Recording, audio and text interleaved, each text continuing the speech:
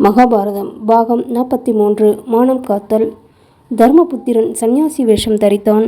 அர்ஜுனன் ஒரு நபுஸ்கனமாக மாறிவிட்டான். மற்றவர்களும் தோற்றம் மாறி யாரும் கண்டுகொள்ளாதவாறு ஆனார்கள்.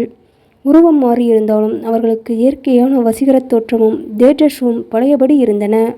ஆகையால் விராடராஜனிடம் வேலையில் அமர்வதற்காக போன காலத்தில் இவர்கள் அரசு புரியும் யோக்கியத்தை படைத்தவர்களாக காணப்படுகிறார்கள்.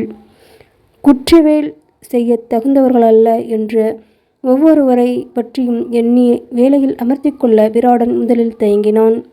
ஆயினும் பாண்டவர்கள் வற்புறுத்தியதின் பேரில் தைரியம் கொண்டு சந்தோஷமாகவே அவர்கள் கேட்டுக்கொண்ட பணிவிடை ஸ்தானங்களில் அவர்களை அமைத்தான். யுதிஷ்டிரன் விராடராஜனுக்கு ஆஸ்தான தோழனாக இருந்து கொண்டு அவனுடன் சொக்காட்டன் ஆடிக்கொண்டு காலம் கழித்து வந்தான். பீமன் மடப்பள்ளி தலைவனாக வேலை செய்து வந்தான். அவ்வப்போது பிரசித்தி பெற்ற மல்லர்களுடன் குஸ்தி பிடித்தும் துஷ்ட மிருகங்களை சமாளித்தும் அரசனை மகிழ்வித்து வந்தான். அர்ஜுனன் பிரகணனை என்ற பெயருடன் அந்தப்புற பெண்களுக்கு, முக்கியமாக விராடன் மகள் உத்திரைக்கும் அவளுடைய தோழிகளுக்கும் வேலைக்காரர்களுக்கும் நிருத்தியமும் கானமும் வாத்தியங்கள் வாசிக்கவும் கற்பித்து வந்தான். நகுலன் குதிரைகளை பழக்குவதிலும் அடக்குவதிலும் அவற்றின் நோய்களுக்கு சிகிச்சை செய்வதிலும் பாதுகாப்பதிலும் மிகுந்த திறமை காட்டி விராடனுக்கு சேவை செய்து வந்தான். சகாதேவன் பசுக்களையும் காளைகளையும் கவனித்து வந்தான். பல தாசிகளுடைய பணிவிடையை தான் பெறத்தக்க ராஜகுமாரியான பாஞ்சாலி விராடன் மனைவி சுதேஷ்ணைக்கு ஊழியம் செய்து கொண்டு அந்தப்புற சைரேந்திரியாக காலம் கழித்தாள். பர்த்தாக்களுடைய சத்திய பிரதிஜையை காப்பாற்றும் பொருட்டு மனதுக்கு ஒவ்வாத குற்றவேல் பணிகளில் ஈடுபட்டாள். சுதேஷனியின் சகோதரன் கீசகன் விராடனுடைய சேனைத் தலைவன். அவனும் அவன் குலத்தவரும் விராடனுடைய படைவீரர்களாக இருந்து விருத்திரனான விராடராஜனுடைய பலத்தை மிகவும் பெருக்கினார்கள். மத்திய தேசத்திற்கு உண்மையான அரசன் கிழவன் விராடன் அல்ல, கீசகனே என்று பாமர ஜனங்கள் சொல்லி வந்தார்கள். அவனுடைய சொல்வாக்கு அவ்வளவு ஓங்கியிருந்தது. அந்த கீசகன் தன் பலத்தாலும் அரசனிடம் தனக்கு இருந்த செல்வாக்காலும் செருக்கடைந்து மதியிழந்தவனானான்.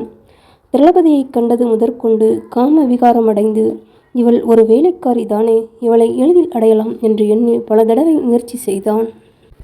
சுதேஷ்ணையிடமாவது மற்றவர்களிடமாவது இதை பற்றி சொல்லிக்கொள்ள திரௌபதி கூச்சப்பட்டாள். தன்னை யாராவது அவமதித்தால் அவர்களை தன்னுடைய பதிகளான கந்தவர்கள் இரகசியமாக வதம் செய்து விடுவார்கள் என்று சொல்லிக்கொண்டு வந்தாள். அவளுடைய ஒழுக்கத்தையும் தேஜஸையும் பார்த்து கந்தவர்களை பற்றி அவள் சொன்னதை எல்லோரும் நம்பி வந்தார்கள். ஆனால் கீசகன் கந்தவர்களை பொருட்படுத்தவில்லை. பல தடவை திரௌபதியை அடைய முயன்று பயன்பெறாமல் கடைசியில் தன்னுடைய சகோதரி சுதேஷ்ணையிடம் விஷயத்தை தெரிவித்தான். உன்னுடைய சைரேந்திரியை பார்த்தது முதல் எனக்கு தூக்கமில்லை, சுகமில்லை. அவளை எப்படியாவது என்னிடம் நீ சேர்ப்பிக்க வேண்டும் என்று சகோதரியை கெஞ்சினான். சொல்ல வேண்டிய புத்திமதியும் நல்ல வார்த்தைகளும் அவள் எவ்வளவோ சொல்லி பார்த்தாள். கீசகன் கேட்கவே இல்லை. முடிவில் சுதேஷ்ணை கீசகன் சொன்னதை ஒப்புக்கொண்டாள். இருவருமாக யுக்தி செய்து திரௌபதியை வலையில் சிக்க வைக்க தீர்மானித்தனர். ஒரு நாள் இரவில் கீசகனுடைய வீட்டில் விசேஷமான பணியாரங்களும் மதுபானங்களும் தயார் செய்து, அந்த சமயம் சுதேஷ்ணை சைரேந்திரியை கூப்பிட்டு, நீ தம்பி கீசகன் வீட்டுக்கு போய் என்று அங்கே பக்குவமாக இருக்கும் மதுபானத்தை இந்த பாத்திரம் நிறைய வாங்கி வா என்று கூறி ஒரு அழகிய பொன்கலத்தை அவளிடம் கொடுத்தாள். நான் இந்த நேரத்தில் கீசகன் வீட்டுக்கு தனியாக போக மாட்டேன். எனக்கு பயமாக இருக்கிறது. வேறு யாரையாவது அனுப்புங்கள், எத்தனையோ வேலைக்காரிகள் இருக்கிறார்களே என்று சொல்லி திரௌபதி பலவராக வேண்டிக் கொண்டாள். சுதேஷ்ணை கேட்கவில்லை. கோபித்து கொண்டவள் போல் நடித்து, நீயே போக வேண்டும், வேறு யாரையும் அனுப்ப முடியாது என்று திரௌபதியை அனுப்பினாள். கீசகன் வீட்டில் அவள் பயந்தவாறே நடந்தது. காமவெறி கொண்ட அந்த நீசன் திரௌபதியை கெஞ்சியும் வற்புறுத்தியும் தொந்தரவு செய்தான். ராஜகுலத்தை சேர்ந்த நீ கீழ் ஜாதியைச் சேர்ந்த என்னை ஏன் விரும்புகிறாய்? அதர்மத்தில் ஏன் பிரவேசிக்கிறாய்?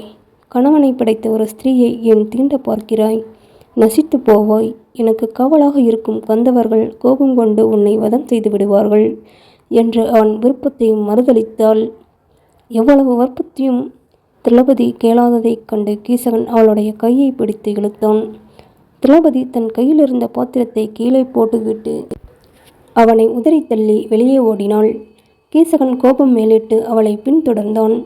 ராஜசபையண்டை முறையிட்டு கொண்டு ஓடின அவளை அதிகாரத்தினாலும் செல்வத்தினாலும் மதம் கொண்டு யாரையும் லட்சியம் செய்யாமல் சி தாசி என்று சொல்லி பல பேரும் பார்க்க காலால் உதைத்தான். விராடனை தன் வசப்படுத்தி கொண்டு சகல அதிகாரமும் பெற்றிருந்த சேனைத் தலைவனை கண்டு எல்லோருக்கும் பயம் மேலிட்டது. அவன் அக்கிரமத்தை தைரியமாக நின்று கண்டிக்க யாரும் முன்வரவில்லை. திரௌபதியானவள் தனக்கு நேர்ந்த அவமானத்தையும் திக்கற்ற நிலைமையையும் நினைத்து துயரமும் கோபமும் தாங்க முடியாமல் தாங்கள் என்னார் என்று உலகத்துக்கு தெரிந்துவிட்டால் நேரிடும் விபத்தையும் பொருட்படுத்தாமல் இரவில் பீமன் படுத்திருந்த இடத்திற்கு போய் அவனை எழுப்பினாள். இதை என்னால் பொறுக்க முடியவில்லை. நீசனான இந்த கீசனை உடன் வதம் செய். உங்களுடைய பிரதிட்சையை காப்பாற்றுவதற்காக நான் விராடனுக்கு சந்தனம் அரைத்து தரும் தாதியாக இருந்து வருகிறேன். மதிப்புக்கு உரியவரல்லாதவர்களுக்கு பணிவிடை செய்து வருகிறேன். என் கைகளப்பார் என்று சொல்லி சந்தனம் அரைத்து தழும்பேறிய கைகளை பீமனுக்கு காண்பித்தாள். விருகோதரனும் அவள் கைகளை முகத்தில் ஒத்தி கொண்டான். அவளுடைய கண்ணீரை துடைத்துவிட்டு, கல்யாணி, நான் இனி யுதிஷ்டிரனுடைய பிரதிட்சையையும் அனுசரிக்க மாட்டேன். தனஞ்சனுடைய யோசனையையும் கவனிக்க மாட்டேன். நீ என்ன சொல்கிறாயோ அதை செய்வேன். கீசகனை அவன் சகல பந்துக்களோடும் இப்போதே கொள்ளுவேன் என்று எழுந்தான். பிறகு திரௌபதி அவசரப்பட வேண்டாம் என்று பீமனை எச்சரிக்கை செய்து தடுத்தாள். இருவரும் ஒரு யோசனை செய்து முடித்தார்கள். கீசனை ஏமாற்றி இரவில் தனியாக நடனசாலையில் யாருமில்லாத இடத்திற்கு வரச் சொல்லி அவனை அங்கேயே வதம் செய்து விடுவது என்று தீர்மானித்தார்கள். மறுநாள் விடிந்ததும் கீசகன் திரௌபதியை பார்த்து, சைரேந்திரி, அரசனுக்கெதிரில் உன்னை நான் கீழே தள்ளி காலால் உதைத்தேன். உனக்கு ஒரு ரட்சணமும் முன்வரவில்லை. பெயருக்கு மாத்திரம் இந்த விராடன் மத்திய தேசத்து அரசன். உண்மையில் சேனாதிபதியாக நான் தான் அரசன் என்று அறிவாய். என்னை சுகமாக வந்து அடை. நீ மகாராணியைப் போல் எல்லா போகங்களையும் அனுபவிப்பாய். உனக்கு நான் தாசனாக இருப்பேன் என்று மறுபடியும் காமத்ரோணாகி வற்புறுத்தினான். திரௌபதி அவனுக்கு இணங்கிவிட்டதாக காட்டிக்கொண்டு, கீசகா, நான் சொல்லுகிற வார்த்தையை உண்மையாக நம்பு. என்னுடன் நீ சேர்வதை உன்னுடைய தோழர்களாவது சகோதரர்களாவது அறியக்கூடாது.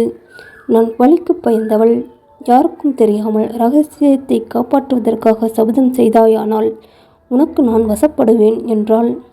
கீசகன் மகிழ்ச்சிக்கு பரவசமாகிவிட்டான். அவள் இருக்கும் வீட்டுக்கு தனியாகத்தான் வருவதாக ஒப்புக்கொண்டான்.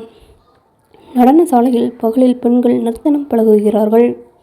இரவில் அவர்கள் இருக்கும் இடத்திற்கு போய்விடுகிறார்கள். அங்கே யாரும் இருக்க மாட்டார்கள். இரவு அந்த இடத்திற்கு வந்து சேர். நான் கதவுகளை திறந்து வைத்து அங்கேயே படுத்திருப்பேன். அவ்விடத்தில் நான் உனக்கு உடன்பட்டவளாவேன் என்றாள் திரௌபதி. கீசகன் ஆனந்தத்தில் மூழ்கினான். அன்றிரவு ஸ்நானம் செய்து நிறைய அலங்காரங்கள் செய்து கொண்டு கதவை தாழ்பால் போடாமல் திறந்து வைக்கப்பட்டிருந்த நர்த்தன சாலைக்குள் யாருக்கும் தெரியாமல் மெதுவாக பிரவேசித்தான். ஒரு கட்டிலில் யாரோ படுத்திருப்பதாக காணப்பட்டது. அது சைரேந்திரியாக இருக்க வேண்டும் என்று எண்ணினான். கட்டிலண்டை இருட்டில் சென்றான். கட்டிலின் மேல் மெல்லிய ஒரு வெண்பட்டு வஸ்திரம் தரித்து கொண்டு படுத்திருந்த பீமசேனனை சைரேந்திரி என்று எண்ணி கையால் மெதுவாக தொட்டான். உடனே பீமன் எழுந்து சிங்கம் மானை பிடிப்பது போல் கீசகனை பிடித்து கீழே தள்ளினான். இருட்டில் இருவருக்கும் மல்யுத்தம் நடந்தது. இவன் சைரேந்திரியின் கந்தர்வர்களில் ஒருவன் என்றே கீசகன் எண்ணினான். கீசகனும் பீமனைப் போலவே மிக்க பலசாலி. அந்த காலத்தில் பீமன், பலராமன், கீசகன் மூவரும் மல்யுத்தத்தில் சம புகழ் பெற்றவர்கள். வாலி சுக்ரீவர்களுடைய யுத்தத்தை போல் பீமனுக்கும் கீசனுக்கும் போர் நடந்தது. முடிவில் பீமன் கீசகனை கொன்று அவன் உடலை கசக்கி ஒரே உருண்டை பிண்டமாக்கிவிட்டு திரௌபதியிடம் விடை பெற்று கொண்டு விரைவாக மடப்பள்ளிக்கு சென்று ஸ்நானம் செய்து சந்தனம் பூசிக்கொண்டு திருப்தியுடன் படுத்து கொண்டான். திரௌபதி நர்த்தன சபை காவலாளிகளை எழுப்பி, கீசகன் என்னை இம்சிக்க வந்தான். என்னுடைய நாதர்களான கந்தவர்கள் கீசகனை வதம் செய்து விட்டார்கள். அதர்ம வழியில் ஆசை கொண்ட உங்கள் சேனாதிபதி கந்தர்வர்களால் கொல்லப்பட்டு இறந்து கிடப்பதை பாருங்கள் என்று சொல்லி உருவம் தெரியாத சவமாக கிடைக்கும் கீசகனை காண்பித்தாள்.